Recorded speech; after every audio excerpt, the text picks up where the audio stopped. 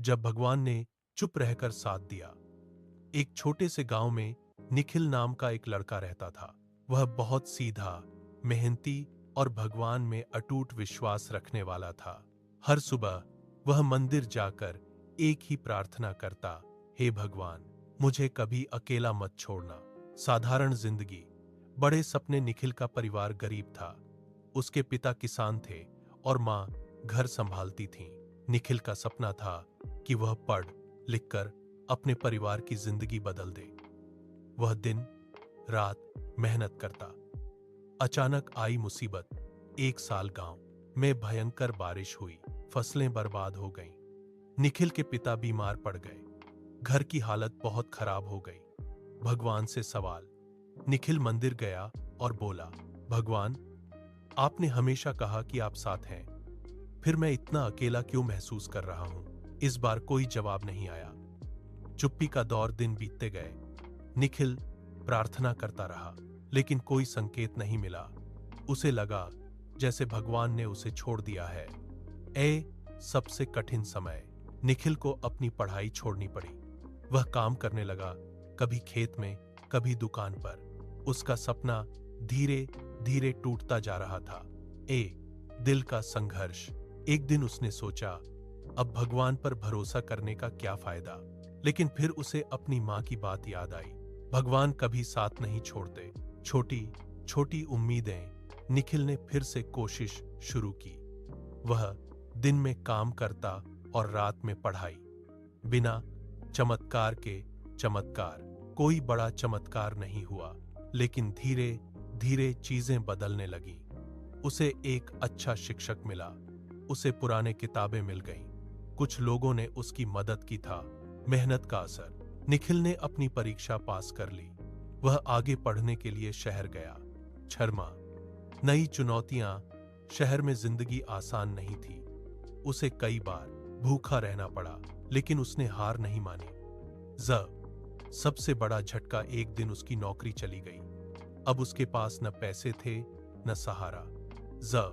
अकेलापन। उस रात वह बहुत रोया। उसने कहा, भगवान, अगर आप सच में हैं तो मुझे एक संकेत दीजिए।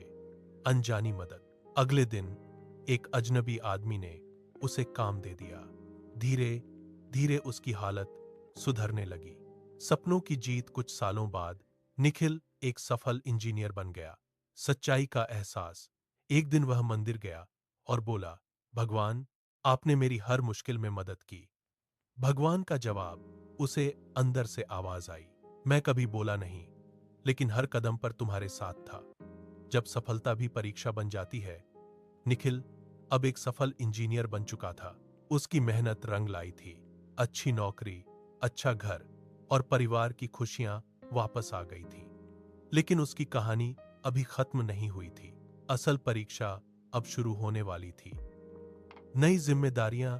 निखिल ने अपने माता पिता को शहर बुला लिया, उनका इलाज कराया और उन्हें आराम की जिंदगी दी। सब कुछ सही लग रहा था, लेकिन अंदर कहीं न कहीं निखिल को लगता था, क्या यही मेरी मंजिल है?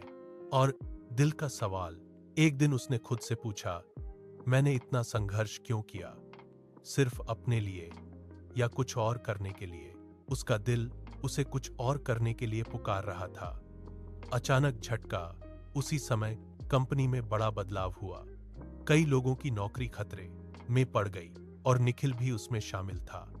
पुराना डर वापस। निखिल के मन में वही पुराना डर लौट आया, क्या मैं फिर से सब कुछ खो दूंगा? लेकिन इस बार वह पहले जैसा कमजोर नहीं था। भगवान की चुप्पी।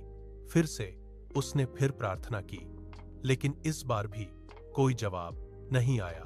बस वही शांति, वही चुप्पी। अंदर की आवाज। इस बार निखिल समझ गया, भगवान बाहर नहीं, उसके अंदर बोल रहे हैं। उसने खुद से कहा, अगर मैं इतना आगे आ सकता हूं तो आगे भी बढ़ सकता हूं। दूसरों के लिए कदम। इस बार उसने सिर्फ अपनी चिंता नहीं की, उसने अपने साथ काम करने वाले लोगों की मदद शुरू की। किसी को नई नौकरी दिलाई, किसी को सिखाया, किसी को हिम्मत दी। नया रास्ता। धीरे धीरे निखिल ने खुद का छोटा सा काम शुरू किया। शुरुआत में मुश्किलें थीं, लेकिन उसने हार नहीं मानी। भगवान का असली रूप। इस बार कोई चमत्कार नहीं हुआ, लेकिन हर बार जब निखिल सही फैसला लेता, हर बार जब वह किसी की मदद करता, उसे वही शांति महसूस होती। नई समझ। अब निखिल समझ चुका था, भगवान का साथ हमेशा आवाज में नहीं होता। कभी कभी वह हिम्मत, सही सोच और सही फैसलों के रूप में होता है। जब सन्नाटा ही भगवान बन गया, अब निखिल पूरी तरह बदल चुका था। वह समझ चुका था कि भगवान हर बार चमत्कार करके नहीं आते। कभी कभी वह हमारे अंदर की ताकत बनकर हमारे साथ चलते हैं। उसका छोटा सा काम अब धीरे धीरे बढ़ रहा था। लोग उसकी ईमानदारी और मेहनत की वजह से उस पर भरोसा करने लगे थे। लेकिन भगवान की अंतिम परीक्षा अभी बाकी थी। 7 सबसे बड़ा संकट। एक दिन अचानक शहर में आर्थिक संकट आ गया।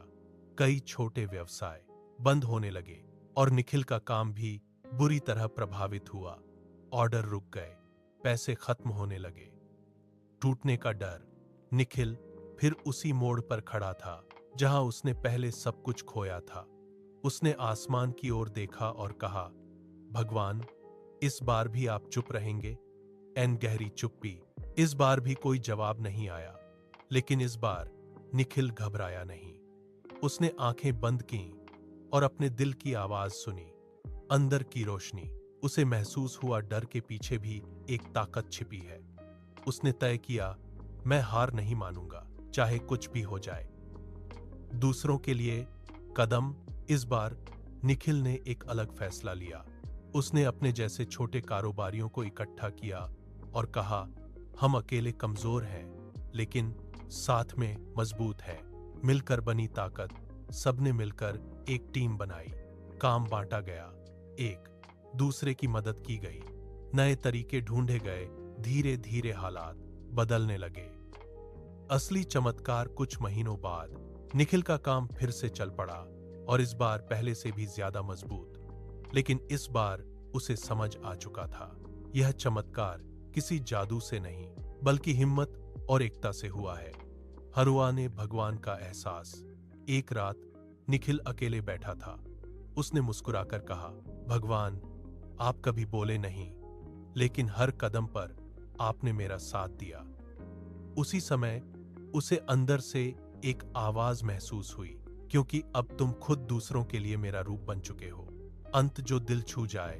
अब निखिल हर किसी से यही कहता, भगवान हमेशा हमारे साथ होते हैं। बस कभी कभी वह सन्नाटे में छिप जाते हैं ताकि हम खुद अपनी ताकत पहचान सकें।